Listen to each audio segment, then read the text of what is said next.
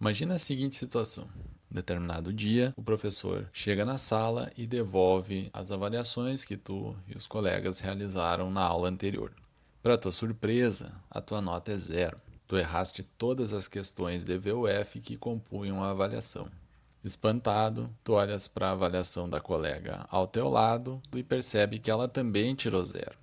E para espanto de ambos, vocês percebem que mesmo naquelas questões que vocês responderam de modo diferente, ambas as respostas foram consideradas erradas.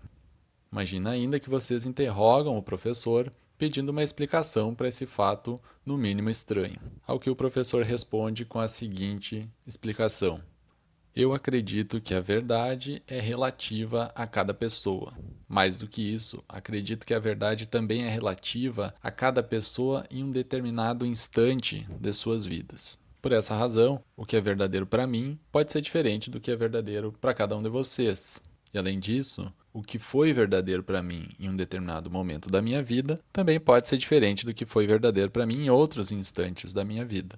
No momento em que eu corrigi uma das avaliações de vocês, era verdade para mim que a resposta correta para a primeira questão era o falso. Mas no momento em que eu corrigi a segunda avaliação, me ocorreu que a resposta correta era o verdadeiro. Como a verdade é relativa a pessoas diferentes em momentos diferentes, as respostas de vocês foram consideradas erradas em cada um desses momentos.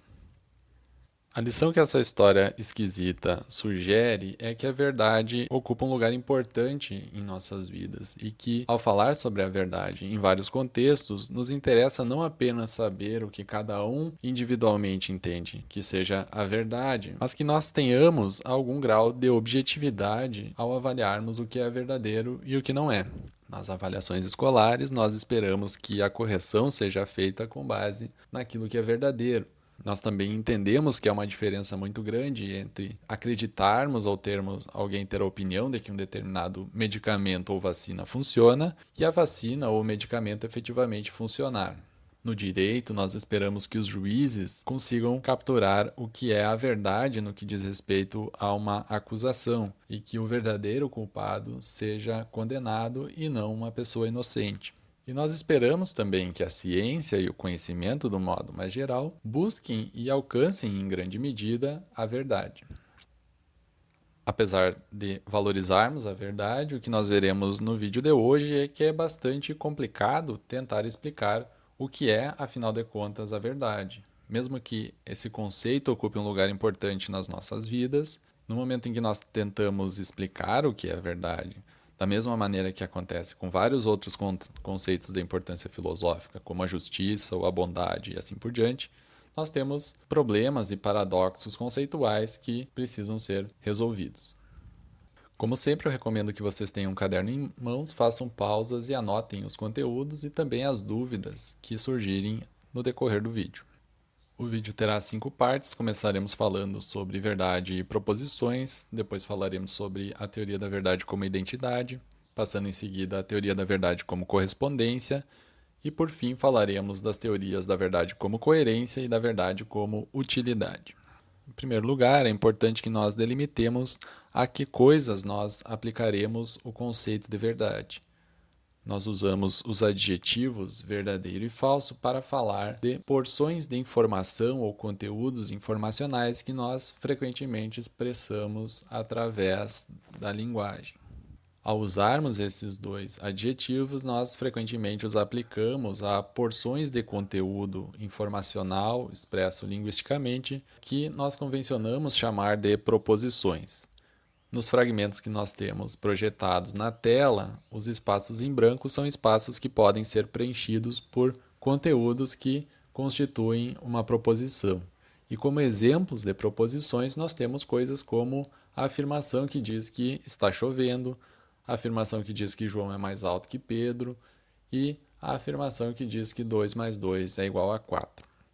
Proposições não apenas aparecem isoladamente ou seguindo a expressão que naqueles modelos de frases que nós apresentamos ali em cima, mas também são o conteúdo do que nós podemos chamar de nossos pensamentos. Nós podemos acreditar que está chovendo, acreditar que 2 mais 2 é igual a 4, podemos também duvidar que esteja chovendo ou que 2 mais 2 seja igual a 4, e assim por diante. Então, proposições ou conteúdos proposicionais também podem fazer parte dos nossos pensamentos, das nossas crenças, daquilo que nós acreditamos saber e assim por diante. Ao perguntar então o que é a verdade, nós queremos no fim das contas saber o que torna uma proposição verdadeira ou falsa. Não surpreendentemente, o tópico da verdade surgiu na filosofia já desde o seu início, e nós temos algumas passagens de Aristóteles e também de Platão que nos dão uma direção inicial, um ponto de partida que nós podemos utilizar para começar a pensar sobre o que é isso que acontece quando uma proposição é verdadeira. Nas palavras de Aristóteles, aqui num fragmento extraído da Metafísica, ele diz que dizer do que é que não é, ou do que não é que é falso, ao passo que dizer do que é e do que não é verdadeiro. Essa frase, um tanto quanto abstrata, pode ser compreendida de uma maneira relativamente simples. Quando nós dizemos que algo, por exemplo, é vermelho e este algo realmente é vermelho, então nós estamos dizendo a verdade. Mas se nós dizemos de algo que é vermelho que ele não é vermelho, estamos dizendo uma falsidade. Do modo similar, Platão disse que o discurso que diz as coisas como são é verdadeiro e o que diz as coisas como não são é falso. A ideia geral nessas passagens é que existe uma conexão entre a verdade e dizer corretamente o modo como as coisas são. Nós podemos ver aqui novamente, então, que a noção de verdade, tal como nós buscamos entendê-la aqui nesse vídeo, diz respeito a entender como o nosso discurso, que pode ser expresso em proposições, como nós vimos antes, se conecta ou se relaciona com a maneira como a realidade é. O desafio, no entanto, é dizer em maiores detalhes em que consiste essa adequação do discurso que tem a característica de ser verdadeiro. Uma primeira maneira de pensarmos sobre o que é a verdade, portanto, é a chamada teoria da verdade como identidade. A tese endossada por essa teoria diz que há uma identidade entre proposições verdadeiras e fatos. Segundo essa teoria, proposições verdadeiras, elas são fatos, e fatos são partes da realidade. Considerando como exemplo a proposição que diz que o copo quebrou, e supondo que essa proposição é verdadeira, nós diríamos, a partir da teoria da identidade entre proposições verdadeiras e fatos, que essa proposição ela própria, um fato. É um fato composto por um indivíduo, uma coisa individual, que é o copo, e essa característica ou acontecimento realizado por esse copo de ter quebrado. Então haveria aqui uma identidade. A proposição verdadeira é ela própria, composta por esses componentes da realidade que conjuntamente constituem um fato. Quando há essa identidade entre uma proposição e um fato, nós temos a proposição verdadeira. A grande questão nessa teoria, no entanto, é explicar o que acontece com proposições falsas. Antes de mais nada, nós precisamos dizer aqui que se nós temos uma proposição falsa, suponhamos que a proposição que diz que o prato quebrou é falsa, essa proposição não será idêntica a um fato, a esse aspecto da realidade. O que acontece então com essa proposição? Como ela é composta? Uma primeira alternativa poderia ser dizer que essa proposição ela é vazia. Não há nada na realidade que seja idêntico a essa proposição. Um problema que surgiria aqui é que todas as proposições falsas seriam justamente esse nada, esse vazio. Mas nós entendemos proposições falsas e entendemos também que elas são diferentes, que elas não são simplesmente o nada, um vazio. Se alguém me diz que o prato quebrou, mesmo que eu reconheça que o prato não quebrou, eu entendo que isso é diferente, essa informação é diferente da proposição que diz que 2 mais 2 é igual a 5, por exemplo. Uma alternativa que foi cogitada na história dessa teoria foi dizer que o prato quebrou, que essa proposição é igual a algo que é parecido com um fato, só que falso. E aqui nós temos algo que é metafisicamente e mesmo logicamente esquisito. Nós teríamos fatos falsos. Como resultado, se considerou que tentar explicar o que é uma proposição falsa, dizendo que ela é idêntica a algo que é parecido com um fato, só que falso, é fazer essas proposições serem muito parecidas com as proposições verdadeiras. E isso pode ser considerado absurdo, visto que a teoria estava justamente tentando explicar o que é que torna uma proposição verdadeira, sendo que isso é entendido desde o início como algo bastante diferente de ser uma proposição falsa. Antes da gente passar para a próxima teoria, eu enfatizo aqui que nessa teoria da verdade como identidade, não existem proposições por um lado e fatos por outro lado. As proposições verdadeiras são elas próprias fatos. Na teoria que a gente vai ver na sequência, haverá uma distinção aqui. As proposições serão pensadas como algo à parte da realidade sobre a qual elas falam. Essa segunda teoria é chamada de teoria da verdade como correspondência. A tese central aqui é que uma proposição ou uma crença é verdadeira se e somente se corresponde a um fato. Notem então aqui que o fato é algo ao qual uma proposição pode corresponder, mas não se está dizendo que a proposição seja ela mesma o fato. Essa teoria é uma das teorias que pode soar inicialmente mais intuitivas, porque ela parece capturar alguns elementos que nós entendemos muito bem quando usamos o conceito de verdade no nosso cotidiano. Um exemplo aqui pode ser, novamente, a proposição que diz o copo quebrou. Se essa proposição é verdadeira, nós entendemos que ela corresponde a um aspecto da realidade que é um fato, que é o fato constituído, novamente, pelo copo e essa característica de ter quebrado. No caso da segunda proposição, que nós supomos ser falsa, que diz que o prato quebrou, como ela é falsa, nós entendemos que não há um fato correspondente na realidade, que nesse caso, então, a relação de correspondência não aconteceu e que, portanto, é isso que explica justamente que a proposição é falsa, ou seja, não há um prato quebrado na realidade e por isso essa proposição é falsa. O problema que era encontrado na teoria da identidade não existe aqui, porque, nesse caso, nós não supomos que a proposição verdadeira é ela própria um fato. Nós entendemos que a proposição é verdadeira porque ela corresponde, ela está alinhada com a realidade da maneira adequada, e o que há de errado com a proposição falsa é que esse alinhamento não acontece.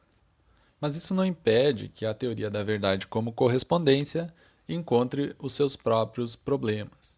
Uma das dificuldades é explicar em maiores detalhes o que é isso, a correspondência entre uma proposição e a realidade.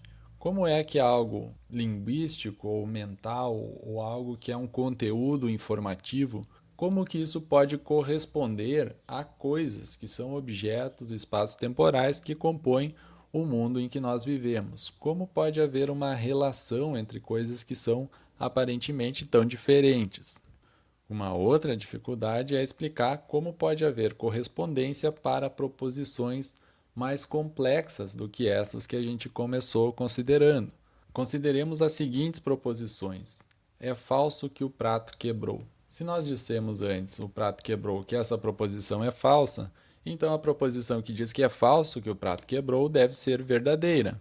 Mas a que corresponderá essa proposição? Será que existirá um constituinte, um aspecto da realidade que corresponda à expressão é falso que? Nesse caso, falsidades ou negações seriam também um dos constituintes da realidade.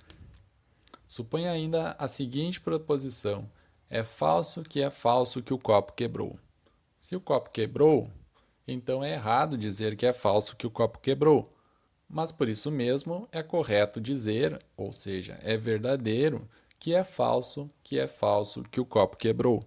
Será que nesse caso existiria um fato, um componente da realidade que é composto por duas negações ou duas falsidades seguidas do copo e a propriedade de ter quebrado?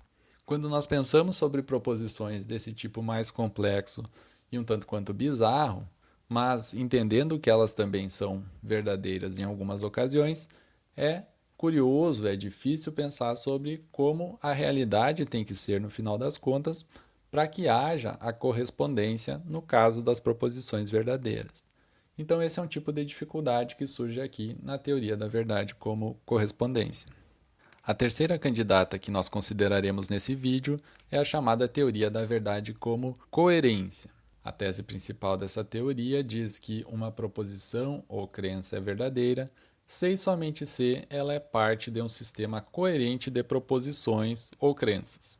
O que é chave aqui, então, é a ideia de que uma proposição verdadeira precisa estabelecer uma relação não com a realidade propriamente dita, mas com outras crenças, com outras proposições que têm a característica de se formarem um todo coerente.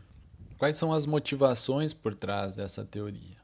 Uma delas é que somente proposições podem justificar uma outra proposição. Nós vimos no outro vídeo que o conhecimento exige que uma crença seja justificada. Essa justificação é uma relação que pode ser pensada como só sendo possível mediante um encadeamento adequado entre umas proposições com outras. Um exemplo que nós podemos pensar aqui é a proposição "o sino tocará hoje". Suponha que nós tenhamos outras proposições que podem justificar essa proposição. Essas proposições poderiam ser as seguintes: hoje é domingo, o sino toca todos os domingos, portanto, o sino tocará hoje. Ao fazer esse raciocínio, nós oferecemos uma justificação, uma razão para acreditar na proposição que diz que o sino tocará hoje. Essa é uma das motivações, então, para pensar que, assim como a justificação, que pretende justificar ou nos dar uma razão para acreditar que uma determinada proposição é verdadeira, só pode acontecer pelo encadeamento de umas proposições com outras, também a verdade que nós queremos capturar a partir dessa justificação só pode acontecer quando as proposições estabelecem uma relação adequada umas com as outras. Uma outra motivação para pensar a teoria da verdade como coerência é a ideia de que nós não conseguimos saltar fora dos nossos pensamentos, das nossas crenças, para ver se eles correspondem ou não com a realidade. Se eu acredito que o sino tocará hoje, mesmo no momento em que eu escutar o sino tocando, eu estarei formando a crença de que o sino está tocando hoje. Quando eu faço a comparação, então, daquela crença de que o sino tocaria hoje, eu não estou mais comparando ela diretamente com a realidade, eu estou comparando aquela proposição com uma outra proposição que eu passei a acreditar quando escutei um determinado barulho. Como críticas à teoria da verdade como coerência, nós temos, em primeiro lugar, o que é chamado de problema de especificação, que pergunta com base em que nós selecionaremos o sistema de proposições relevantes para definir se uma determinada proposição é coerente com ele ou não. Para entender essa objeção, nós podemos pensar em uma situação como a seguinte. Imaginemos a seguinte proposição: a primeira vacina com autorização para uso geral estará pronta até março de 2021. Suponhamos que estamos falando aqui, obviamente, de uma vacina contra Covid-19. A partir da teoria da verdade como coerência, se nós queremos saber se essa proposição é verdadeira ou falsa, nós precisamos perguntar se ela é coerente com um determinado conjunto ou sistema de proposições. Mas que sistema de proposições é esse? Nós podemos pensar que essa proposição é coerente com alguns conjuntos de outras proposições. Por exemplo, talvez essa proposição seja coerente com as proposições em que acreditam os membros de um determinado laboratório que busca produzir vacinas contra a Covid. Por exemplo, o laboratório A. Mas poderia haver um outro conjunto de proposições, talvez as proposições em que acreditam os membros de um laboratório B, com a qual essa proposição é incoerente. Nesse caso, nós temos dois sistemas de proposições e a proposição que nos interessa saber se é verdadeira ou falsa é coerente com um deles, mas incoerente com o outro. Qual é o conjunto de proposições relevante para nós decidirmos se essa proposição que diz que a primeira vacina com autorização para uso geral estará pronta até março de 2021 é verdadeira ou não? O segundo problema apontado para a teoria da verdade com coerência é que o próprio conceito de coerência pressupõe o conceito de verdade, ou seja, que nós não conseguimos explicar o que é para um conjunto de proposições ser coerente sem recorrer já ao conceito de verdade, pois a coerência pode ser definida como a propriedade que tem um conjunto de proposições onde não acontecem contradições, sendo que contradições, para dizer o que há de errado com uma contradição, nós precisamos recorrer ao chamado princípio de não contradição, que diz que uma proposição e a sua negação não podem ser ambas verdadeiras. Sendo assim, nós poderíamos reformular a tese principal da teoria da verdade como coerência, dizendo que uma proposição é verdadeira, sem somente se ela parte de um sistema de crenças em que todas as crenças que ele contém podem ser verdadeiras. O que obviamente parece problemático, uma vez que estamos querendo dizer o que é a verdade, recorrendo já ao próprio conceito que queremos explicar. Nossa quarta teoria considerada nesse vídeo é a teoria pragmática da verdade.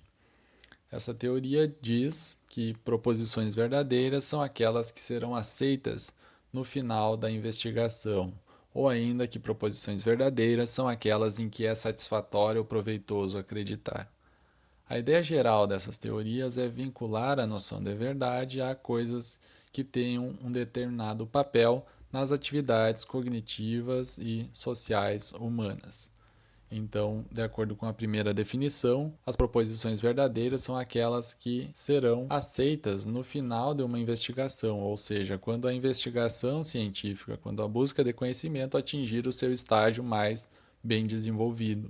Segundo a definição entre parênteses, as proposições verdadeiras são aquelas que são interessantes por algum critério, seja porque se relacionam de uma maneira interessante com outras coisas em que nós acreditamos ou porque nos permitem realizar coisas que sejam proveitosas do ponto de vista da nossa ação, que sejam úteis e que nos permitam desenvolver coisas interessantes, por exemplo, artefatos tecnológicos. Nessa vez eu vou apresentar primeiro as críticas a essa teoria e depois as motivações.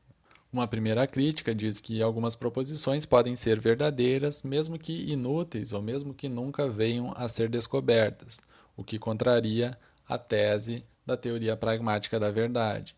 Suponhamos a seguinte proposição que diz que o tataravô de Machado de Assis bocejou mais de 3 vezes no dia do seu 3º aniversário. Se essa proposição for verdadeira, e parece plenamente possível que ela seja verdadeira, então existe uma proposição que parece muito improvavelmente útil, ou muito improvavelmente interessante, ou que talvez ela não venha a ser aceita no final das investigações, porque justamente não é interessante para quase nada. Ainda assim, nós conseguimos pensar que faz sentido dizer que essa proposição é verdadeira ou que não é. Portanto, então, a verdade não parece se esgotar naquilo que pode ser aceito no final de uma investigação ou que possa ser útil ou interessante de alguma maneira.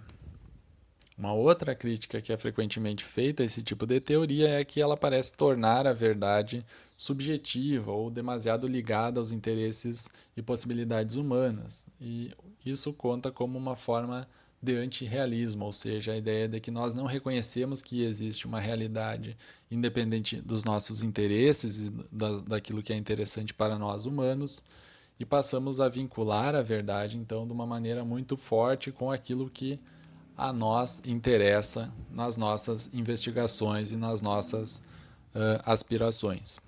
A verdade, em outras palavras, parece não se importar muito com aquilo que nós, seres humanos, queremos, almejamos ou consideramos importante. Ela pode estar presente mesmo em proposições que talvez não tenham qualquer interesse prático para nós. Por fim, as motivações por trás da teoria pragmática da verdade podem explicar por que talvez não seja um problema que algumas dessas críticas funcionem ou sejam boas críticas a essa teoria. Uma das maneiras de entender essas teorias pragmáticas da verdade é entendê-las como tendo um objetivo um pouco diferente daquilo que as outras teorias estavam tentando fazer. Então, uma das possibilidades aqui é que a teoria pragmática da verdade busca entender como nós efetivamente usamos a palavra verdadeiro, que ela não está, então, tentando dar uma definição da palavra verdadeiro, mas que ela está tentando explicar ou descrever a maneira como nós usamos essa palavra e os critérios que nós usamos efetivamente para distinguir ou para considerar algo verdadeiro.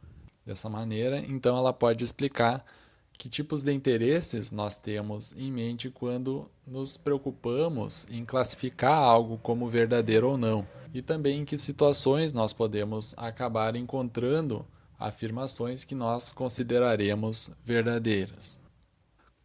Como nós podemos ver, ao percorrer essas 4 teorias sobre o que é a verdade, no final das contas, nós nos deparamos com algo que é muito recorrente na filosofia, ou seja, nós levantamos questões, nós falamos de coisas que parecem familiares, coisas que nós temos presente no nosso dia a dia, todos nós sabemos mais ou menos dizer em que situações uma determinada afirmação é verdadeira ou não, nós respondemos provas em que há questões de verdadeiro ou falso sem maiores problemas, mas se nós tentamos explicar o que é a verdade, algo que acontece frequentemente já nos diálogos de Platão, nós acabamos nos deparando com situações de certa perplexidade conceitual. Nós temos dificuldades para explicar o que nós entendemos ser aquelas coisas mesmo familiares no nosso viver cotidiano. O que nós vimos aqui, então, foram 4 teorias da verdade, sobre o que é a verdade, com seus respectivos atrativos, aspirações e também os seus problemas. Apesar de todos, então, usarmos a palavra verdadeiro cotidianamente, é difícil explicar o que é a verdade sem cair em dificuldades conceituais. Eu espero que com esse vídeo vocês tenham mais recursos aí para encarar, reconhecer os problemas que nós temos quando pensamos sobre a verdade, mas também reconhecer que esse conceito parece desempenhar um papel bastante importante nas nossas vidas. Era esse o conteúdo desse vídeo e até mais.